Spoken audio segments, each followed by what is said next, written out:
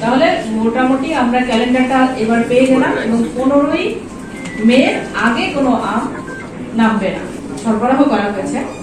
সকল প্রকার গুটি আম 15ই মে থেকে সংগ্রহ শুরু করা হবে।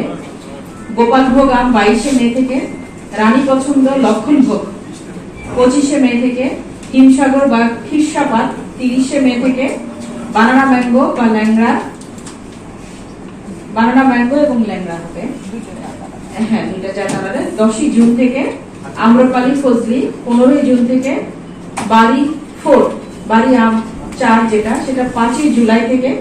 আশ্বিনা যেটা 10ই জুলাই। গৌরবতী 15ই জুলাই। এবং কাটিমন যেটা এখন আমাদের সারা বছর হয়, এটা তো সারা বছরই হবে।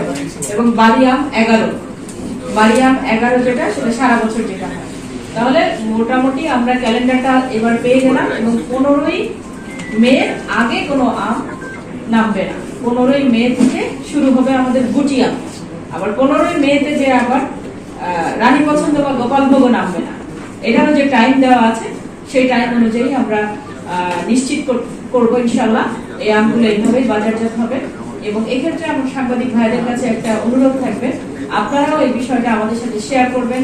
আমাদের যারা এখানে অংশীজন আছেন, যারা দায়িত্বশীল কর্মকর্তা আছেন বা দায়িত্বশীল ব্যবসায়ী আছেন বা দায়িত্বশীল চাষী আছেন, আপনারাও কিন্তু এই জিনিসটা মেনে চলবেন। অগ্রিম ধরে নিচ্ছি যে ক্লাইমেট এই অবস্থায় আছে বা অন্য কোনো ঝড়ঝাপটা কোনো কিছু নাই, প্রাকৃতিক দুর্যোগ নাই, সেই কারণে আমরা এই ক্যালেন্ডারটা করেছি।